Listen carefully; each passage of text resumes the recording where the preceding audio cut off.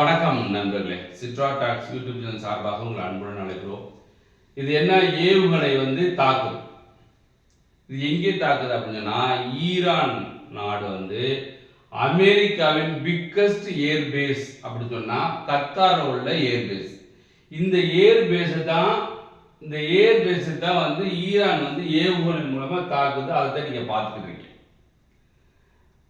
இந்த air base யுஎஸ்ஏயோட biggest air base சொல்றோம்ல. இது எதுக்காக பிக்கஸ்ட் ஏர்பேஸ் சொல்றதுன்னா, இதுல பெரிய 2 ஹியூஜ் ரன்வே இருக்கு. இந்த ஹியூஜ் ரன்வே ஏன் சொல்றோம்னா, B-52 பாம்பர் அப்படின்னு சொல்லி அமெரிக்கா வச்சிருக்காங்க. அது ஒரு பறவை மாதிரி இருக்கும், ஸ்டீல்ல இருக்கும்.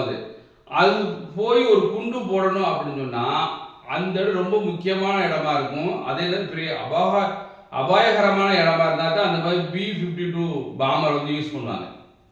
ஃபார் எக்ஸாம்பிள், ஈரான் உள்ள இந்த அணுகுண்டு தயாரிக்கிறாங்களே, அது மலைக்குள்ள அண்டர் கிரவுண்ட்ல இருக்கு அப்படின்னு சொல்றாங்க.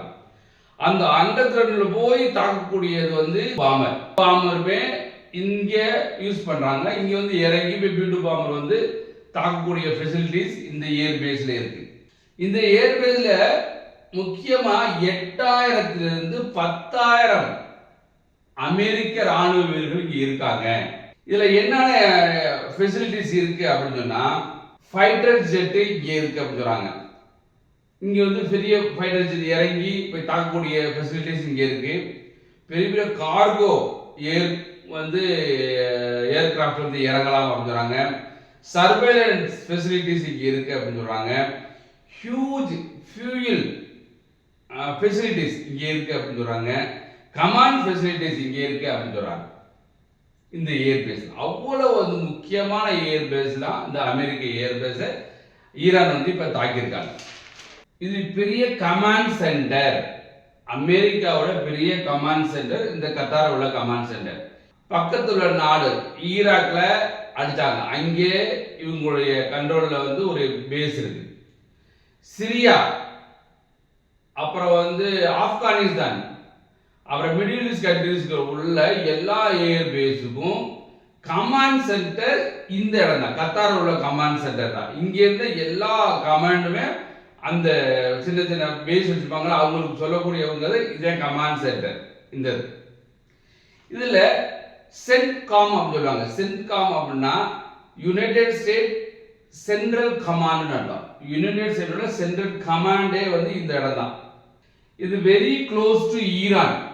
ஏன் இது தாக்குறாங்க முக்கியமா அப்படின்னா, ஈரானுக்கு ரொம்ப பக்கத்தில் இருக்கக்கூடிய கமாண்ட் சென்டர் தான் இந்த கத்தார் கத்தார் உள்ள கமாண்ட் சென்டர்.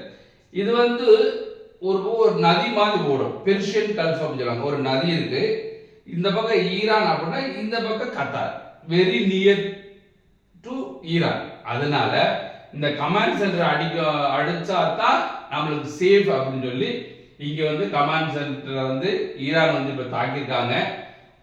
இது அமெரிக்காவுக்கு very politically and militarily very worst அப்படின்னு சொல்ல முடியும். அவருக்கு ஒரு ஆபத்தானது அப்படின்னு சொல்லலாம். இவர் தான் காமினி, இந்த ஈரானோட தலைவராக இருந்த காமினி. இவரை தான் அமெரிக்கா சேர்ந்து கொண்டாங்க. அவர் தான் இந்த காமினி. காரணம் என்னன்னாக்க, இந்த அமெரிக்காவும் அமெரிக்கா உலகத்தை ஃபுல்லா ஆட்டி படைக்கணும், நம்ம சொல்றதே சட்டம், யாரும் நம்மளை எதிர்க்க முடியாது என்ற ஒரு கற்பனை உலகத்துல இருக்கு. அது கண்டிப்பா ஒரு காலத்தை உடைக்கப்படும். நண்பர்கள் நீங்க பார்த்துருப்பீங்க, இந்த பேஸ்ல ஈரான் கூட்டு போட்டதெல்லாம் நம்ம பார்த்தோம். கண்டிப்பா இது அமெரிக்காவுக்கு ஒரு பெரிய பிக் ப்ளோ அப்படின்னு சொல்லலாம். ஒரு அது ஈடுகட்ட முடியாத ஒரு அவமானம் அப்படின்னு சொன்னா இந்த பேஸ் கத்தார் ஏர்பேஸை ஈரான் அடிச்சது தான். ஸோ நண்பர்கள், கண்டிப்பாக இந்த வீடியோ உங்களுக்கு பிடிச்சிருக்குன்னு நினைக்கிறேன். மறந்துடாம நம்ம சேனல் சிட்ரா டாக்ஸ் யூடியூப்ல சப்ஸ்கிரைப் பண்ணி சப்போர்ட் பண்ணுங்கள். கண்டிப்பாக வந்து இன்டர்நேஷ்னல் லெவலில் முக்கியமான செய்திகள்லாம் கண்டிப்பாக உங்களுக்கு அப்டேட் பண்ணும். நன்றி, வணக்கம்.